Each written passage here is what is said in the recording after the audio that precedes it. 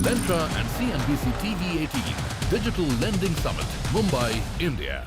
Well, in today's dynamic financial world, the role of innovation and technology in banking is pivotal, and technological advancements have propelled banking beyond mere transactions, fostering a customer-centric approach. From mobile banking to digital wallets to AI-driven customer service and blockchain security, innovation has not only streamlined operations but has also expanded the horizon of services. And to discuss the role of innovation and technology in banking, I would like to invite Mr. Dinesh Khara, Chairman SBI, for his special address. Mr. Khara.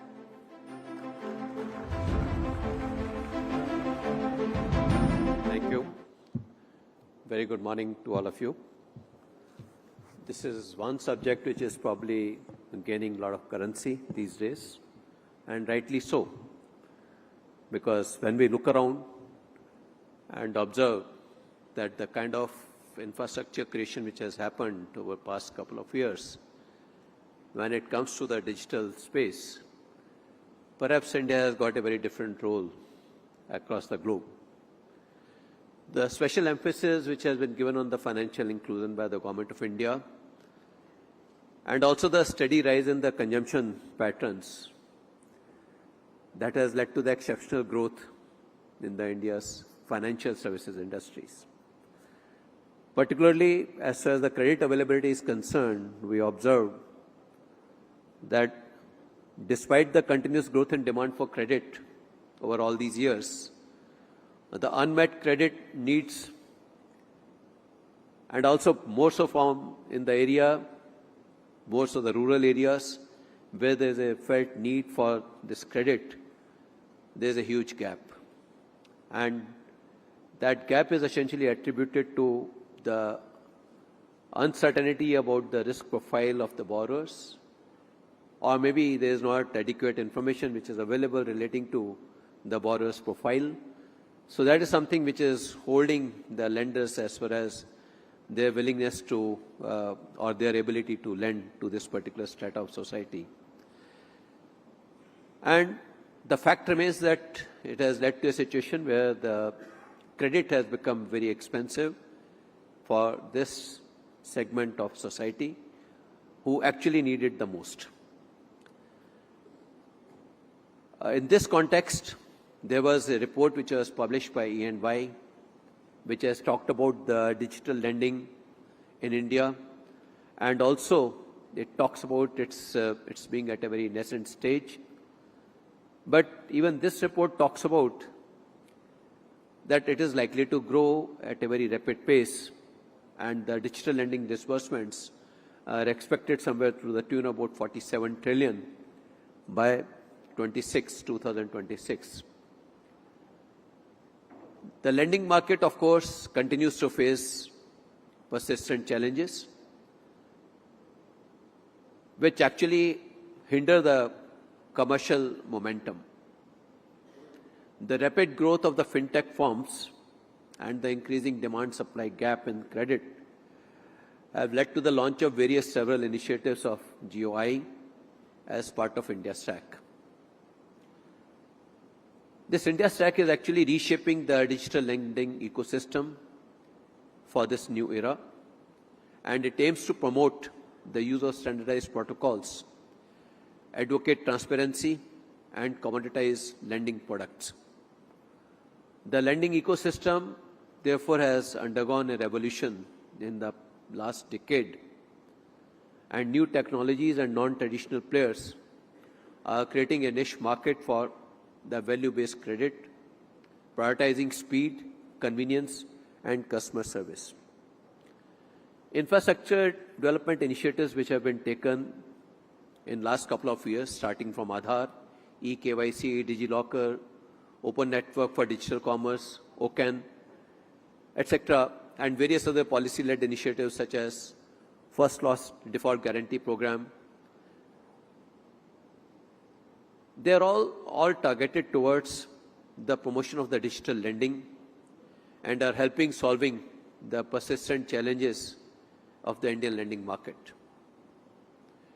Driven by the strong macroeconomic factors, digital lending sector presents a significant potential for the lending players. Digital lending has been seen as a significant traction, with fintechs introducing innovative business models to provide credit to the underserved segment. Lending techs have effectively leveraged the demand for quick access of funds through a seamless experience and have made progress in reducing the credit disparities based on the geography, age, gender, etc., with the collaboration with the NBFCs and the scheduled commercial banks. Traditional banks are also undertaking huge transformational projects to upgrade their processes, products, and services to seize the opportunities from the growing demand for credit. Banks are directing huge funds towards building digital initiatives, digital native products, and also the service which consumes API framework. Most banks are also undergoing accelerated digital transformation, whereby they are launching unified payment products as well as the lending platforms, and that they are making an effort to ensure that their end-to-end lending process should be digitized. There is an increasing collaboration which is seen between the account aggregator and the financial sector players. Lending to the various customers is being prioritized by banks and fintechs, driven by the access to structured and unstructured data through open banking and with access to golden sources like GSTI, etc., through API integration. Banks and PSPs are looking to monetize the UPI payment and the lower cost of credit disbursement. Will launch newer, more innovative UPI-based revolving credit lines, instant overdraft TMIs on savings, current account, and personal loan solutions. These are some of the newer initiatives which have been taken by the banks. The launch of the OCAN has been a major step towards democratization of the credit and financial inclusion. OCAN is one of the biggest drivers for next growth in India, alongside ONDC and UPI. These are the payment systems which will further complement the efforts of the banks for strengthening the lending. Embedded finance is another very key important area which holds the huge upside in growth due to inherent abilities to serve their captive customers across industries and making instant credit availability as enabler for the business and economic growth. Embedded finance, as I perceive, is almost the finance on the go. But again, what all precautions needs to be taken, that is something which the system needs to keep in mind.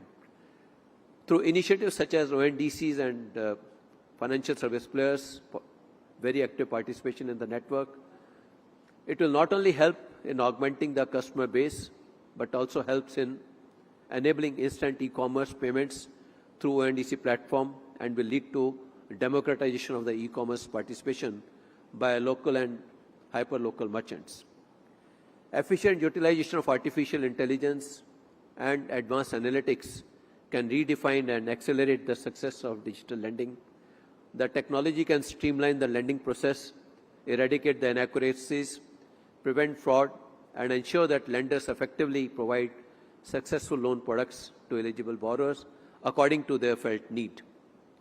Further, the push from RBI by creating RBI Innovation Hub is helping the ecosystem in creating a robust lending infrastructure which is information-based instead of collateral-based.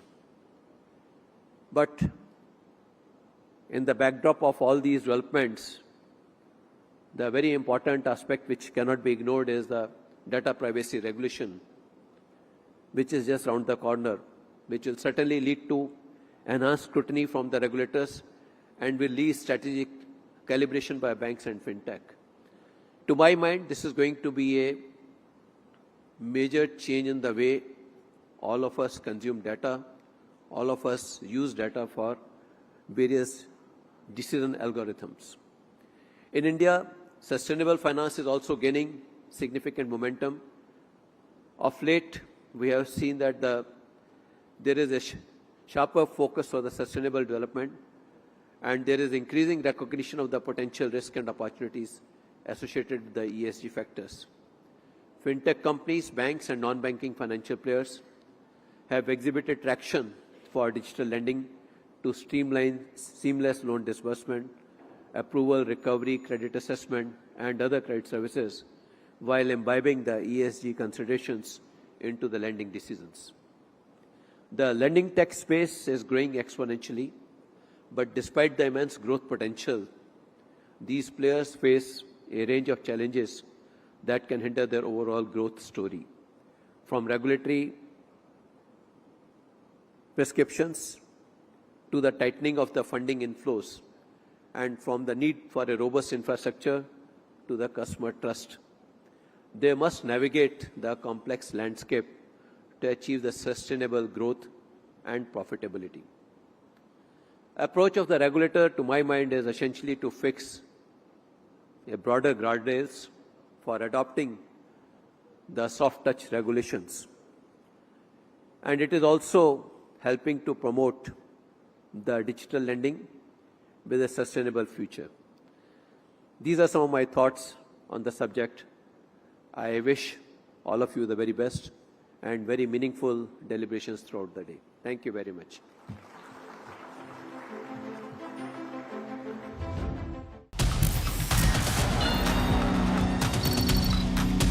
Lentra and CNBC TV-18 Digital Lending Summit, Mumbai, India.